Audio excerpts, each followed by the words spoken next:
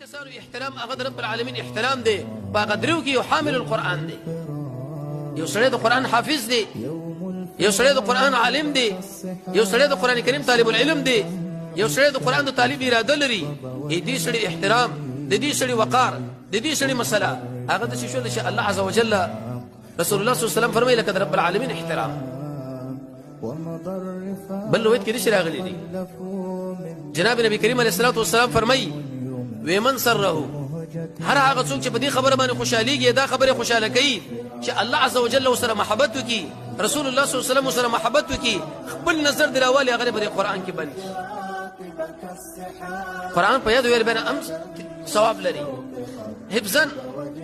لیکن چې انسان کړه د خپل نظر راوالي او هغه په قرآن کریم کې بند کی ته په شه په دې باندې چې دا قرآن تلاوت یو عبادت او دا نظر په قرآن کې بندول بل عبادت، نتیجه کې به دقه شی راشي چې د الله عز وجل محبت به تاسو سره شروع شي. د الله محبت موږ تاسو غواړو کني غواړو څنګه نه غواړو ټول غواړو. مخکې درسونه کې د غیر پر ډېری وجه ذکر کړی شوی مونږ د الله محبت په راځي، ذکر د رب العالمین محبت د الله په راځي، د الله د نومونو سره ځان مختکول محبت د رب العالمین په راځي،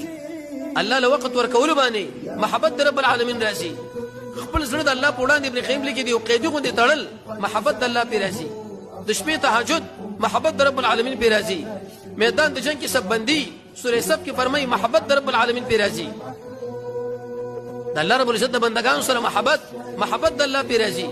د رسول الله صلی الله علیه وسلم اتباع محبت د الله په راځي، هغه کارونه کوي چې مخکې ته يحب راغلي محبت د الله په راځي، دروغ نه ځان ساتل محبت د الله په راځي، د وادي پابندي محبت د الله په راځي،